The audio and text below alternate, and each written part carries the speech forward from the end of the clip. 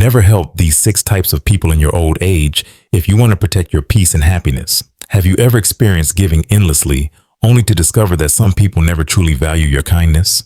As we age, it's natural to become more generous with our time, wisdom, and even financial support, genuinely wanting to assist those around us. But the uncomfortable reality is, not everyone deserves your generosity. There are individuals who will quietly drain your energy, exploit your goodwill, and leave you empty-handed. In today's video, we'll uncover the 6 types of people you must avoid helping as you grow older. These people can turn your kindness against you, making you feel obligated, guilty, or even putting your financial stability at risk. What's truly alarming is how cleverly they hide their real intentions, making it nearly impossible to recognize their manipulation until it's too late. If you're determined to safeguard your peace of mind, financial security, and emotional health, then you must know exactly who to avoid assisting, regardless of how convincingly they plead or how desperate they seem. Stay with me until the end, because understanding these 6 types could profoundly change your perspective on certain relationships. Knowing how to handle these situations effectively will save you from years of stress, disappointment, and regret. Now let's dive right into it. Type number 1, the emotional manipulator, the thief of your inner peace. Have you ever felt this way? You didn't do anything wrong, yet somehow you end up feeling guilty. You say no to someone, and suddenly you're weighed down by self-blame and unease. The truth is, some people are masters at making you feel responsible for their problems, even when you genuinely don't want to get involved. These are the emotional manipulators. At our age, one of the most precious things we have is peace, emotional stability, and mental well-being. Yet emotional manipulators can quietly and persistently chip away at that peace, leaving behind stress, anxiety, and fatigue. So how do you recognize them? It's subtle. They rarely come out and say, "Help me." Instead, they wrap their requests in sorrow and helplessness. They'll say things like, "I just don't know what to do anymore," or "Why does everything always go wrong for me?" waiting for you to step in and rescue them. And if you don't, they respond with disappointment, emotional coldness, or even passive-aggressive silence. Suddenly, you're the one feeling guilty. You're the selfish one. But are you? What makes emotional manipulation so dangerous is that it often comes from people we care about. Family members, longtime friends, even well-meaning neighbors. That's why it's hard to spot. Until it's drained your energy, your joy, and your health. And yes, the impact on your mental health is real. According to the American Psychological Association, APA, being trapped in ongoing guilt, anxiety, or emotional pressure leads to elevated cortisol levels, the body's stress hormone. Over time, this can weaken your immune system, disrupt your sleep, and raise your risk of depression and heart disease, especially for older adults. Dr. Laura Carstensen, a renowned aging expert from Stanford University, gives a powerful reminder. The older we get, the more important it is to stand firm against emotional pressure. Learn to say no, clearly and kindly. Don't let guilt control your life. Your health and peace of mind come first. I remember the story of Margaret, a 71-year-old woman from California. She had an adult daughter who often called just to complain about money, relationships, life in general, and often ended those conversations with blame. "You never care enough." Margaret had always tried to help, emotionally and financially, but no matter what she did, it was never enough. She lived with constant tension and guilt. Her sleep suffered, her energy faded, and her spirit dimmed. One day, Margaret realized the painful truth. Her endless giving wasn't helping her daughter. It was only hurting herself. With the guidance of a therapist, she learned how to set clear emotional boundaries. It wasn't easy at first, but over time, Margaret felt stronger. She began sleeping better, her health improved, and most importantly, she reclaimed her peace. So, how can you avoid falling into this same emotional trap? First, give yourself permission to say no, kindly but firmly. Your time, energy, and emotional health are valuable. Second, stop blaming yourself for other people's disappointment. Their emotions are not your responsibility. Third, make your own well-being a priority. Nourish your mental health, give yourself moments of peace, and stay grounded so you can face each day with clarity and strength. And most importantly, ask yourself, am I unknowingly manipulating others emotionally? Am I bringing light to people's lives or adding pressure? Dear friend, our golden years are too valuable to waste in guilt, obligation, and emotional exhaustion. Don't let anyone steal your peace without your permission. Have you ever known someone who made you feel constantly guilty when you didn't help them? If so, I invite you to share your story in the comments below so we can learn and grow together as a community. And if this message resonated with you, please hit the like button, share this video with your friends and family, because someone you know might truly need to hear this today. Don't forget to subscribe to Golden Wise Elders, your trusted source for heartfelt wisdom, practical health tips, and the kind of stories that remind you you're not alone. For a life of peace, purpose, and well-being, let's walk this journey together. Type number 2, the drama maker, the storm bringer in your life. My friend, as we grow older, peace becomes a treasure. We long for quiet mornings, warm family dinners, and calm conversations. But maybe, just maybe, you've noticed something odd. No matter how hard you try to steer clear of trouble, there's always that one person who seems to drag conflict along wherever they go. They are the drama makers. People who appear to thrive in chaos, who stir up arguments, tension, and unresolved conflict as if it's their daily routine. Sometimes it's a neighbor who complains about everything from barking dogs to overgrown hedges. Other times it's a friend who constantly gossips, or a family member who turns every visit into an emotional storm. Their pattern is easy to spot. They magnify the smallest issues. A casual comment, an innocent mistake, even a change in tone. Any of these can ignite full-blown arguments. They feed on tension, and the emotional weight they bring can drain you, even if you're not directly involved. What you might not realize is how dangerous this can be for your health. According to a well-known study from Harvard University, chronic stress, especially from repeated conflict, can increase the risk of heart disease and stroke by up to 30%. That's not just uncomfortable, it's alarming. Dr. John Medina, author of the best-selling book Brain Rules, emphasizes, for older adults, limiting interactions with people who consistently create conflict is vital. Prolonged stress not only damages your mental well-being, it deeply impacts your physical health, especially your heart and blood pressure. Let me tell you a true story about Mr. Robert, a 75-year-old retired school teacher in Texas. He had a neighbor named Jim, someone who found fault with everyone and everything in the neighborhood. A stray branch from a tree, a slightly noisy lawnmower, a dog barking down the street. Any of these became fuel for confrontation.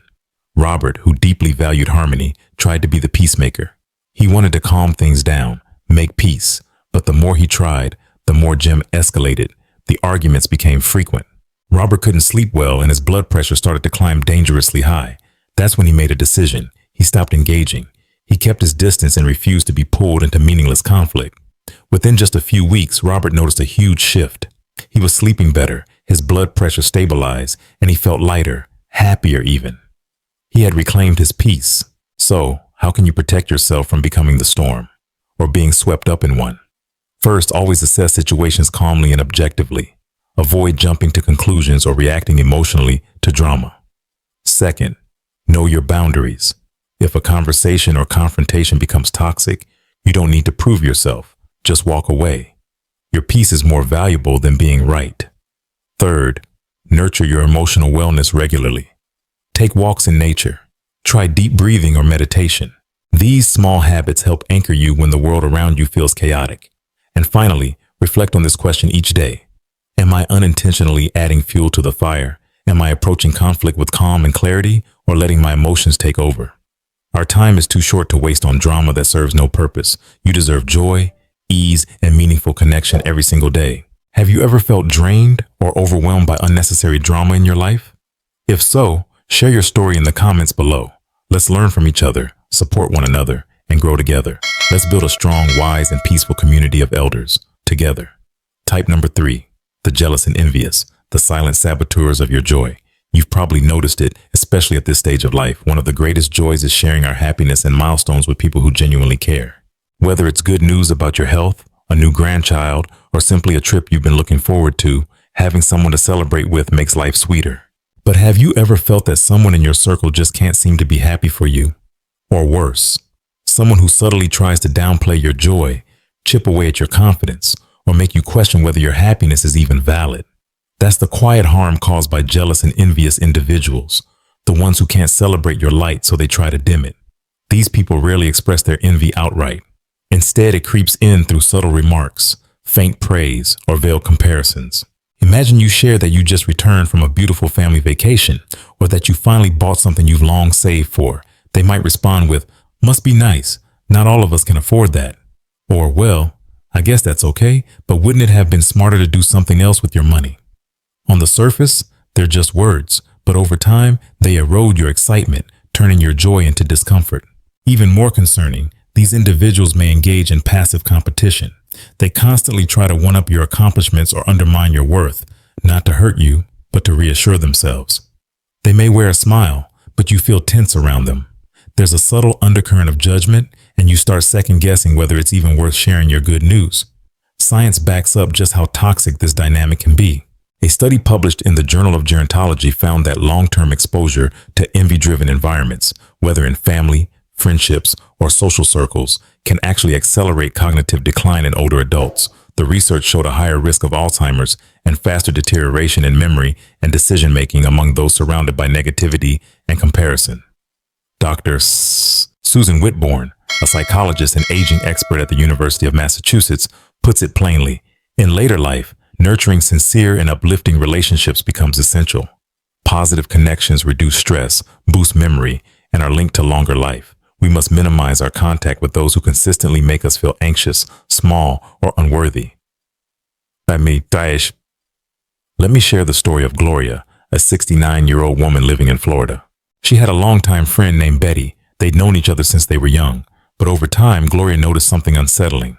Every time she shared something positive, her children's achievements, her improving health, or a new item she treated herself to, Betty would make dismissive comments or find ways to downplay her joy. Eventually, Gloria realized she was hesitating to share anything good in her life, not because she lacked things to celebrate, but because she didn't want to trigger Betty's discomfort, and just like that, her happiness began to shrink. One day, Gloria decided enough was enough. She stopped seeking validation from Betty and instead surrounded herself with people who celebrated her wins. The change was immediate. She felt lighter, more vibrant, and even noticed her memory improving. She had reclaimed her joy, and with it, her peace. So how can you protect your joy from quiet envy? First, learn to recognize the signs. If someone consistently makes you feel small after a moment of happiness, don't try to fix them or prove your worth. You don't owe anyone an explanation for your joy. Second, seek out and prioritize relationships that feel safe, honest, and celebratory. Surround yourself with people who smile when you smile, who want to see you win. Third, stay focused on your blessings. Gratitude is a powerful shield against negativity. Comparing yourself to others or letting others compare themselves to you only drains your spirit. And every so often, ask yourself honestly, am I truly happy for others when they succeed? Have I unknowingly made someone feel uncomfortable about their joy? Our later years are a gift. We deserve to enjoy them in the company of genuine hearts, those who lift us up, not hold us down. Have you ever felt like someone tried to dim your joy? Share your experience in the comments below. Let's grow wiser and kinder together, because each one of us deserves meaningful, joyful, and supportive relationships in this life. Type number 4, the takers. Those who drain your kindness without giving back. After decades of working hard, raising families, and contributing to society, this stage of life should be a time to rest, reflect, and enjoy the fruits of your labor. But have you ever asked yourself, why do I still feel drained, used, or disappointed when all I'm trying to do is be kind? The answer may lie in the people around you, those who only take, but never give. This type of person often shows up in a subtle, even sympathetic way at first. They might share a story of hardship, financial need, or emotional distress. Naturally, your compassionate heart responds. You help them once, then twice, and before long, your kindness becomes an unspoken obligation. They no longer say thank you. They rarely ask how you are doing. Their main concern becomes, can you help me again? The clearest red flag is a one-sided relationship. You give your time, your money, your energy, your emotional support, but they just take. You might not hear from them unless they need something. And if you ever say no, suddenly you're accused of being selfish or not who you used to be. My friend, kindness is one of life's greatest gifts, but if given to the wrong people, it becomes a burden. It can deplete your finances, disturb your peace, and shake your faith in others. The World Health Organization, WHO, warns that older adults who provide ongoing emotional or financial support to irresponsible individuals are at higher risk for chronic stress, insomnia, anxiety, and even heart-related health problems that can shorten lifespan. Dr. Emma Reynolds, a Canadian geriatric expert, puts it clearly. Kindness can be healing, but only when placed in the right hands. For older adults, learning to say no is not selfish. It's a form of self-protection. I recall a real story about Mr. Paul, a 74-year-old man in Ohio. He had a nephew who repeatedly asked for money, always saying it was just temporary. Year after year, Paul gave. Not once was a dollar repaid. At first, Paul thought, he's young. I can help. But he slowly realized that the nephew only called when he needed something, never just to check in. And worse, Paul once had to delay buying important medication because his funds were tied up helping someone who never gave back. Eventually, Paul saw what was happening. He had become an interest-free bank. Though it was difficult, he set firm boundaries. It came a bit late, but it saved him. His finances stabilized, and he finally felt peace of mind returning. So, how do you avoid falling into this painful cycle of giving and ending up empty? First, reevaluate your relationships. If you're giving constantly and the other person gives nothing in return, not even time or care, that's no longer kindness. It's imbalance. Second, don't be afraid to say no. You don't owe anyone a lengthy explanation. A simple, calm response like, "I'm no longer able to help. I hope you understand," is enough. Third, direct your kindness where it's valued, to people who appreciate it, who show gratitude, and who care about you in return. And gently reflect on your own patterns too. Am I too quick to give without asking whether it's healthy? Have I let someone take and take without once expecting them to give? You deserve a peaceful, joyful, and respected life. You've spent years giving to others. Now it's your time to be cherished, supported, and surrounded by genuine care. Have you ever felt disappointed by someone who only took and never gave? Share your story in the comments below. Let's support one another, understand each other, and grow wiser together. If this video has helped you recognize something in your life or brought you clarity, please click like and share it with friends and family. You never know who might need this message today. And don't forget to subscribe to Golden Wise Elders, where you'll always find uplifting, practical, and inspiring guidance to live your later years with peace and purpose. Because your kindness is a precious gift. Make sure you give it to those who truly deserve it. Type number 5, the perpetual victim, those who anchor you to endless suffering. You know, compassion is one of the most beautiful gifts we can offer each other. And as we age, that desire to listen, understand, and support others grows stronger. But have you ever come across someone who, no matter how many times you help, always seems trapped in the same sadness, always complaining and never changing? This is the perpetual victim, someone who doesn't seek solutions, only sympathy. They don't want to move forward.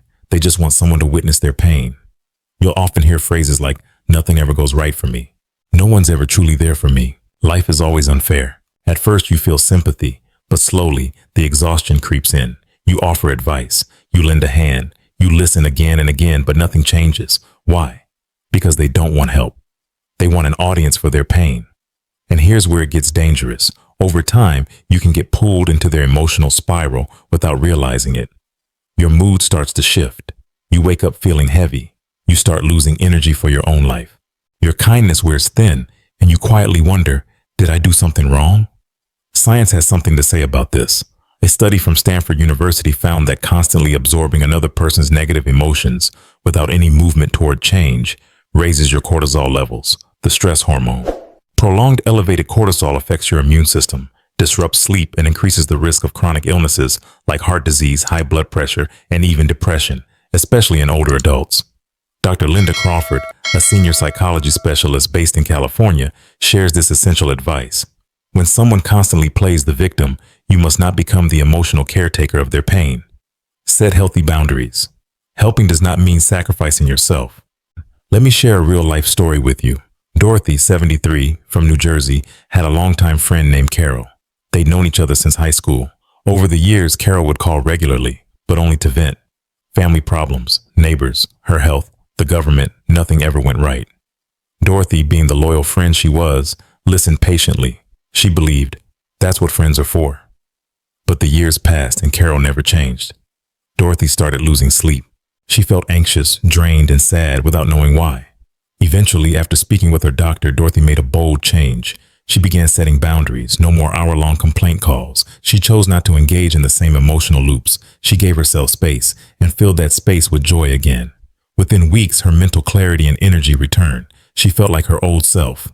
So, what can you do when facing this kind of person? First, listen with care, but only just enough. You can empathize without drowning in their sorrow.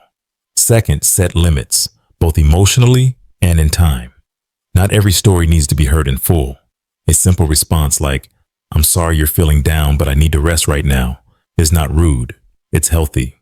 Third, gently guide them toward change. Ask thoughtful questions, offer suggestions, see if they're truly open to help. If not, accept that and protect your energy. And don't forget to ask yourself, have I become the carrier of someone else's sorrow? Am I taking care of them while forgetting to care for myself? Dear friend, living a good life doesn't mean carrying every burden. It means choosing the right relationships, nurturing your emotional strength, and staying close to those who lift you up, not pull you down. Have you ever felt helpless trying to help someone who refuses to change? Share your story in the comments below. Your experience might be exactly what someone else needs to hear to feel less alone. Type number 6, the financially irresponsible, the ones who drain your wallet and your peace of mind. At this stage in life, after decades of hard work and careful saving, most of us aren't chasing luxury. We're seeking something far more valuable. Financial security, a soft pillow for restful sleep, a savings account to cover unexpected medical bills, and above all, the peace to enjoy our golden years without worry. But there's one kind of person who can quietly chip away at that peace. It's the financially irresponsible, those who mismanage money, overspend without thinking, and come knocking when their pockets run dry, expecting you to fix it like a no-interest, no-strings-attached bank. The signs are easy to recognize. They always seem broke, but can't explain why. They make impulsive purchases, confusing wants for needs. They borrow with promises like just this once, only for history to repeat itself. They dodge repayment discussions or react with guilt trips, excuses, or even silence when you bring it up. And the hardest part? These people are often family, children, grandchildren, longtime friends, even close neighbors. Saying no feels heartless. But here's the truth. Kindness is not a substitute for accountability. Constantly rescuing someone from their own poor choices doesn't help them grow. It just drains you financially and emotionally. A Forbes article once issued a powerful warning. Long-term financial support of someone with poor money habits is one of the leading reasons many older Americans end up in debt, forced to sell assets or cut back on essentials just to stay afloat. And it's not just about dollars. It's about sleepless nights, stress, anxiety, and a slow erosion of your ability to enjoy retirement. Dr. Ronald Keller, a gerontology expert at the University of Michigan, once said, "Older adults must establish clear financial boundaries, especially with those who have a track record of irresponsible spending. Saying no is sometimes the best way to protect both parties." Let me share a true story. Harry, 76, from Arizona, had a grandson named Danny. Danny had been unemployed for years. Every few months, he'd come to Harry asking for money to fix his car, to cover rent, to buy time until the next job interview. Harry believed he was helping, but over 4 years, he had loaned Danny over $22,000, nearly his entire retirement savings. When Harry needed eye surgery and couldn't afford it, Danny was nowhere to be found. That's when it hit him. No amount of money can change someone who refuses to change themselves. From that moment on, Harry set firm boundaries. He wouldn't lend without a clear repayment plan. He wouldn't help someone who wasn't actively trying to help themselves. And most importantly, he learned to love with logic, not just emotion. So how can you protect your financial peace from those who refuse to take responsibility? First, assess the real need. Are they genuinely trying to get back on their feet, or simply relying on your kindness as a safety net they'll never outgrow? Second, if you do choose to help financially, set clear terms. When, how much, and when it must be repaid. And don't be afraid to say no when the pattern repeats itself without improvement. Third, prioritize yourself. You spent a lifetime caring for others. Now it's your right to care for your own well-being. And ask yourself honestly, am I sacrificing my own stability to save someone who isn't trying to save themselves? Am I giving out of love or out of guilt? Dear friend, financial well-being isn't just about money. It's about freedom. It's about peace of mind. It's about sleeping well at night, knowing that your needs are met and your future is protected. Every dollar you save is a promise to yourself that you matter too. Have you ever regretted lending money to someone who never paid it back? Share your experience in the comments. Your story might be just what someone else needs to make a wiser decision, because you deserve a retirement free from worry, a life with no financial burden, just joy, peace, and the freedom to enjoy the days ahead. If you've stayed with me until now, I know one thing about you.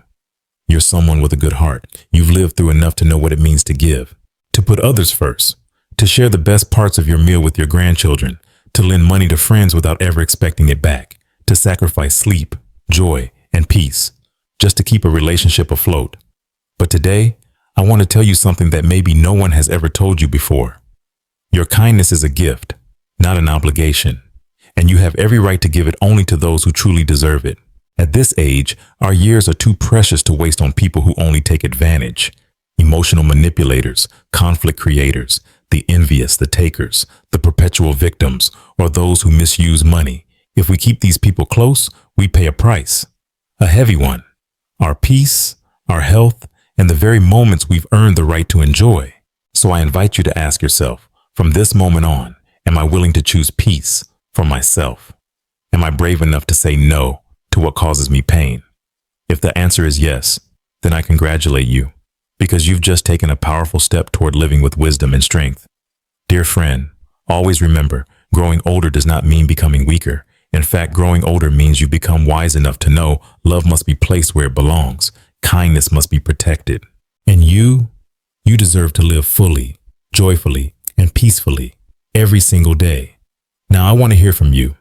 Out of all 6 types of people we talked about today, which one drains you the most? Have you ever been in a situation where you quietly thought, I shouldn't have helped? Please share your story in the comments below. Don't hold it in, because here you have a community that listens and cares. If today's video touched something in you, click like, so I know you're still here, walking this path with me. Share this video with someone you love, because who knows, you might just save them from silent suffering. And don't forget to subscribe and turn on the bell, so every week you'll have a place to return to. A word of comfort, a moment of clarity, a friend who understands. Right here at Golden Wise Elders, a home for wise souls and kind hearts. Thank you for staying with me to the very end. You are not alone. You are deeply valued, and you absolutely deserve a beautiful life in your golden years. Until the next video, I'll be right here, waiting for you to return.